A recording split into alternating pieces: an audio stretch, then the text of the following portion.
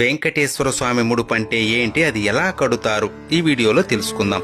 పిలిస్తే పలికే కలియుగ దైవం, కోట్లాది భక్తులకు ఇలవేల్పు, ఆపద మృక్కులవాడు, అనాథ రక్షకుడు, కొలిచిన వారికి కొంగు బంగారమైన ఆ శ్రీనివాసుడే కష్టాన్ని కడతీర్చే దైవమని భావించి స్వామివారికి తమ కోరికలు చెప్పుకొని ముడుపు కడతారు. స్వామివారికి ముడుపు శనివారం ఉదయం దీపారాధన చేసి ముందుగా వినాయకుడికి మీ కోరిక చెప్పి స్వామికి ముడుపు కడుతున్నాను, సంకల్పం నెరవేరాలి అని కోరుకుని ఒక తెల్లని బట్టకి పసుపు తడిపి ఆరబెట్టి బట్టకి 4 వైపులా కుంకుమ పెట్టి అందులో 11 రూపాయలు లేదా స్థాయిని బట్టి కొంత డబ్బును స్వామిని స్మరించుకుంటూ పెట్టి మీరు ఎందుకు ముడుపు కడుతున్నారో మనస్ఫూర్తిగా భక్తిగా స్వామికి చెప్పుకొని డబ్బు పెట్టిన పసుపు బట్టకి 3 ముడులు వేసి స్వామి ఫోటో లేదా ప్రతి ముందు పెట్టాలి.